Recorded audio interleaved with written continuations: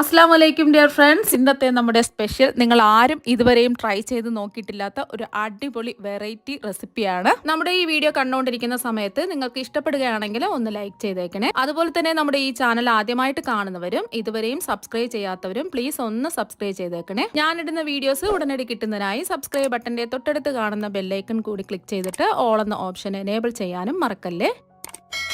ആദ്യം തന്നെ ഇതിനായിട്ട് ചൂടായി കിടക്കുന്ന ഒരു പാനിലേക്ക് 1 കപ്പ് ചെറുപയർ പരിപ്പിട്ട് കൊടുക്കാം. ഇപ്പോൾ 200 ഗ്രാം ചെറുപയർ പരിപ്പാണ് എടുത്തിട്ടുള്ളത്. ചെറുപയർ പരിപ്പ് നല്ലൊരു മണം വരുന്നത് വരെ ഒന്ന് റോസ്റ്റ് ചെയ്തെടുക്കാം. അപ്പോൾ ഒരു 3 മിനിറ്റ് ആകുമ്പോൾ തന്നെ നല്ലൊരു മണം വരും. ഇപ്പോൾ ഇത് റോസ്റ്റ് ആയിട്ടുണ്ട്. ഒരുപാട് അങ്ങ് നിറം മാറരുത്. ഒരു പരുവം ആവുന്ന സമയത്ത് നമുക്ക് ഫ്ലെയിം ഓഫാക്കി ഒരു ബൗളിലേക്ക് മാറ്റാം.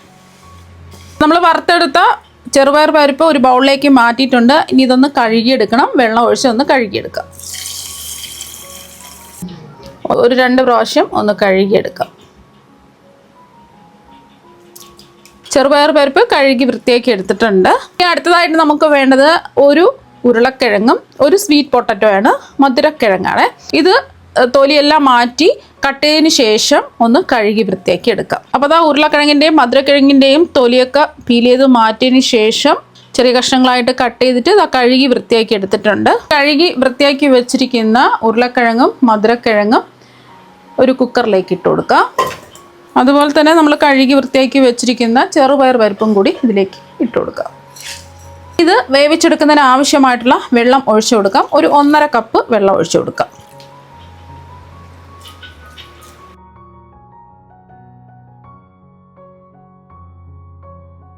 ഇനി കുക്കർ മൂടി വെച്ചിട്ട് മീഡിയം ഫ്ലെയിമിൽ ഒറ്റ വിസിൽ കേൾക്കുന്നവരെ ഒന്ന് വേവിച്ചിട്ടെടുക്കാം. അപ്പോൾ ഒറ്റ വിസിൽ കേട്ടതിന് ശേഷം ഫ്ലെയിം ഓഫാക്കി കൊടുത്തു. ഇതിൻ്റെ ആവി മുഴുവനും മാറിയിട്ടുണ്ട്. തുറന്ന് നോക്കാം. അപ്പോൾ അത് നല്ലതുപോലെ വെന്തിട്ടുണ്ട്. അപ്പോൾ ആ ഒട്ട് നമ്മൾ ഒഴിച്ചു കൊടുത്ത വെള്ളം എല്ലാം കറക്റ്റായിരുന്നു. നല്ലോണം വെന്തിട്ടുണ്ട്. ഒന്ന് ഉടച്ചെടുക്കാം.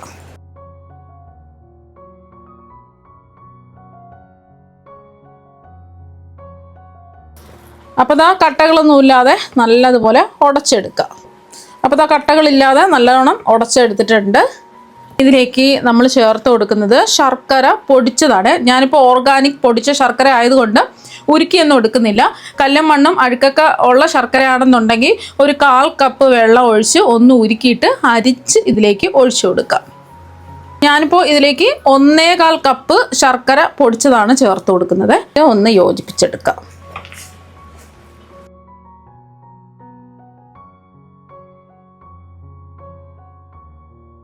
അപ്പോൾ ആ ശർക്കരയും കൂടെ ചേർത്ത് ഒന്ന് മിക്സ് ചെയ്തെടുത്തു. കടായി എടുത്തു. ഫ്ലെയിം ഒന്നും ഓണാക്കി കൊടുത്തിട്ടില്ല. ഇതിലേക്ക് ഒരു 3 കപ്പ് ചിരകിയ തേങ്ങ ചേർത്ത് കൊടുക്കാം. 3 കപ്പ് ചിരകിയ തേങ്ങ എടുത്തു.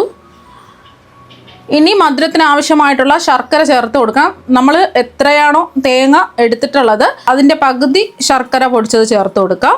കല്ലുമണ്ണും അഴുക്കൊക്കെ ഉള്ള ശർക്കര ആണെന്നുണ്ടെങ്കിൽ ഒരു 1/4 കപ്പ് വെള്ളത്തിൽ ഒന്ന് ഉരുക്കി അരിച്ചിട്ട് വേണം ഈ ചിരകിയ തേങ്ങയിലേക്ക് ഒഴിച്ചു കൊടുക്കാൻ. അപ്പോൾ 1.5 കപ്പ് ശർക്കരയാണ് ഇത് എടുത്തിട്ടുള്ളത്. ഇനി ഇതിലേക്ക് നമ്മൾ ഫ്ലേവറിന് വേണ്ടിയിട്ട് 1 ടീസ്പൂൺ ഏലക്കപ്പൊടിയാണ് ചേർത്ത് കൊടുക്കുന്നത്. പഞ്ചസാരയും കൂട്ടി ചേർത്ത് പൊടിച്ച ഏലക്കപ്പൊടിയാണ്. അല്ലാതെ പഞ്ചസാര ചേർക്കാത്ത ഏലക്കപ്പൊടിയാണെന്നുണ്ടെങ്കിൽ 1/2 ടീസ്പൂൺ ചേർത്ത് കൊടുത്താൽ മതി. അപ്പോൾ ഇനി നന്നായിട്ട് കൈ വെച്ചിട്ട് ഒന്ന് മിക്സ് ചെയ്തെടുക്കുക. ആ ചിരകിയ തേങ്ങയിൽ നിന്നും ഈർപ്പൊക്കെ ഇറങ്ങി വരണം. നിങ്ങൾക്ക് മധുരം കുറച്ച് മതിയെന്നുണ്ടെങ്കിൽ 1 കപ്പ് ശർക്കരയൊക്കെ എടുത്താൽ മതിയാവും. ഇത് അത്യാവശ്യം മധുരമുണ്ട്. ആ തേങ്ങയുടെ വെള്ളമൊക്കെ ഇങ്ങനെ നമ്മൾ ഞെരടി എടുക്കുന്ന സമയത്ത് ഇറങ്ങി വരണം. പ്രത്യേകിച്ച് ഇതിൽ വെള്ളമൊന്നും നമ്മൾ ചേർക്കുന്നില്ല. നന്നായിട്ടൊന്ന് മിക്സ് ചെയ്തെടുക്കുക. അപ്പോൾ അതാ ഒന്ന് മിക്സ് ചെയ്തെടുത്തു. ഇനി നമുക്ക് ഫ്ലെയിം ഇനി നമുക്ക് ഫ്ലെയിം ഓണാക്കി കൊടുക്കാം. ഇനി ഒരു 2-3 മിനിറ്റ് ഇതുപോലെ ഒന്ന് ഇളക്കി കൊടുക്കാം. നമ്മൾ ഇട്ട് കൊടുത്ത ശർക്കരയൊക്കെ ഒന്ന് ഉരുകി വരണം. ശർക്കര എല്ലാം ഒരു 2 മിനിറ്റ് ആകുമ്പോൾ ഇതുപോലെ ഒന്ന് മെൽറ്റായി വരും.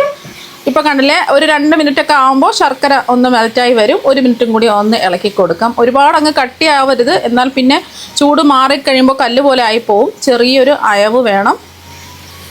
അപ്പോൾ അത് 1 മിനിറ്റും കൂടി ഒന്ന് ഇളക്കി കൊടുത്തു. ഈ ഒരു പരുവത്തിനാണ് നമുക്ക് കിട്ടേണ്ടത്. ഇനി ചൂട് മാറിക്കഴിയുമ്പോൾ കുറച്ചും കൂടെ ഒന്ന് കട്ടിയാവും. ഇനി ഒരു പാത്രത്തിലേക്ക് 250 ml കപ്പിന് 3 കപ്പ് അരിപ്പൊടി ഇട്ട് കൊടുക്കാം. ഇടിയപ്പം പത്തിരിക്കൊക്കെ എടുക്കുന്ന ഒട്ടും തരിയൊന്നുമില്ലാത്ത വറുത്ത പച്ചരിപ്പൊടി വേണം എടുക്കാൻ.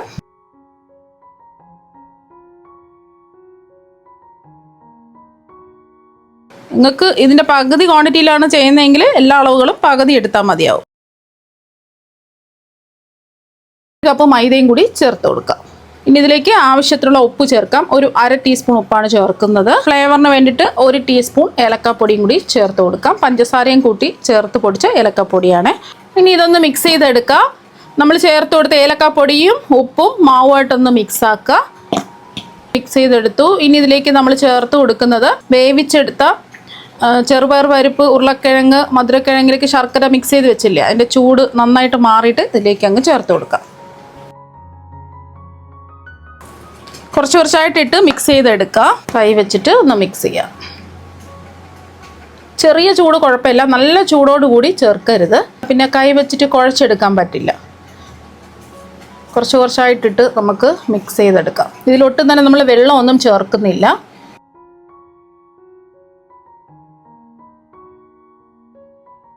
ബാക്കി ഫുള്ളും അങ്ങ് ഇട്ട് കൊടുക്കാം.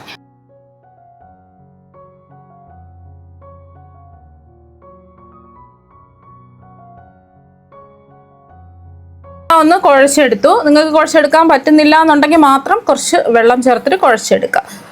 ഒരുപാട് കട്ടിയായി പോകരുത്. ഈ ഒരു പരുവത്തിന് കുഴച്ചിട്ടെടുക്കുക. 1 ടീസ്പൂൺ നെയ്യും കൂടെ ചേർത്ത് ഒന്ന്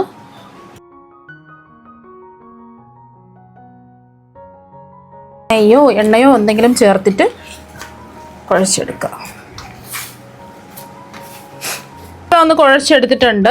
അത് നമ്മൾ കുഴച്ചെടുത്ത മാവിൽ നിന്നും കുറച്ച് മാവെടുക്കുക, ഒന്ന് ഉരുട്ടിയെടുക്കുക. ചപ്പാത്തിക്കൊക്കെ പരത്തുന്ന ഉരുള പോലെ ഉരുട്ടിയെടുക്കുക. എന്നിട്ട് ഉരുട്ടിയെടുത്ത മാവ് ഇതുപോലെ നാക്കുക. ഇതുപോലെ നാക്കിയെടുത്തതിന് ശേഷം ഇതിൻ്റെ നടുവിലായിട്ട് ഫില്ലിംഗ് വെച്ച് കൊടുക്കാം. 1 ടീസ്പൂൺ ഫില്ലിംഗ് ആണ് വെച്ച് കൊടുക്കുന്നത്. ഇതൊന്ന് ഫില്ലിംഗ് വെച്ച് കൊടുത്തതിന് ശേഷം ഇങ്ങനെ ഒന്ന് അടച്ചു കൊടുക്കാം. അപ്പോൾ അതാ ക്ലോസ് ചെയ്ത് കൊടുത്തു. ഇനി കൈയിൻ്റെ ഈ ഒരു ഭാഗവും വെച്ചിട്ട് ഇതുപോലെ ഒന്ന് ആക്കി കൊടുക്കുക. രണ്ടറ്റവും ഇതുപോലെ ഈ ഒരു ഷേപ്പിലാണ് റെഡിയാക്കി എടുക്കാൻ വേണ്ടിയിട്ട്. ഒരു ഉന്നക്കായുടെ ഒക്കെ ആ ഒരു ഷേപ്പിൽ ബാക്കിയെല്ലാം നമുക്ക് ഇതുപോലെ തന്നെ റെഡിയാക്കി എടുക്കാം. അപ്പോൾ അതെല്ലാം ഫില്ലിംഗ് ഒക്കെ വെച്ച് റെഡിയാക്കി എടുത്തിട്ടുണ്ട്. ആയിട്ട് ചൂടായി കിടക്കുന്ന എണ്ണയിലിട്ട് ഫ്രൈ ചെയ്തെടുക്കാം.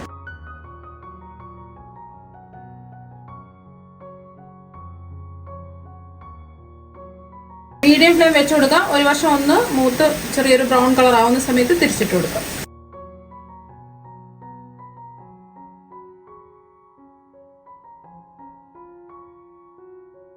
രണ്ട് സൈഡും നല്ലോണം ഒരിഞ്ഞു വന്നിട്ടുണ്ട്. ഇതുപോലെ ചെറിയൊരു ഗോൾഡൻ ബ്രൗൺ നിറം ആവുന്ന സമയത്ത് നമുക്ക് എണ്ണയിൽ നിന്ന് കോരി മാറ്റാം. അപ്പോൾ എണ്ണയിൽ നിന്ന് കോരി എടുത്തിട്ടുണ്ട്. ബാക്കി ഇരിക്കുന്നതും ഇതുപോലെ തന്നെ ഫ്രൈ ചെയ്തെടുക്കാം. എല്ലാം ഫ്രൈ ചെയ്തെടുത്തിട്ടുണ്ട്. നല്ലൊരു സ്പെഷ്യൽ ടേസ്റ്റ് ആണ്. ആ ടേസ്റ്റ് എന്തായാലും നിങ്ങൾക്ക് എല്ലാവർക്കും ഇഷ്ടപ്പെടും. മുതിർന്നവർക്കും കുട്ടികൾക്കും എന്തായാലും ഉറപ്പായിട്ട് ഇഷ്ടമാകും. പുറത്ത് നല്ല ക്രിസ്പി ആയിട്ടാണ് ഇരിക്കുന്നത്. പിന്നെ ഉള്ളിൽ ആ ഫില്ലിങ്ങിൻ്റെ നല്ല ജ്യൂസി ആയിട്ട് നല്ല ടേസ്റ്റ് ആയിട്ടുള്ള ഫില്ലിംഗ് ആണ്. അപ്പം നിങ്ങൾ എന്തായാലും ഇതുപോലെ ഒരു പ്രാവശ്യം ഒന്ന് ട്രൈ ചെയ്ത് നോക്കുക. തീർച്ചയായും നിങ്ങൾക്ക് എല്ലാവർക്കും ഒരുപാട് ഇഷ്ടമാകും. അപ്പം നമുക്ക് മറ്റൊരു വെറൈറ്റി വീഡിയോ ആയിട്ട് വീണ്ടും കാണാം. താങ്ക്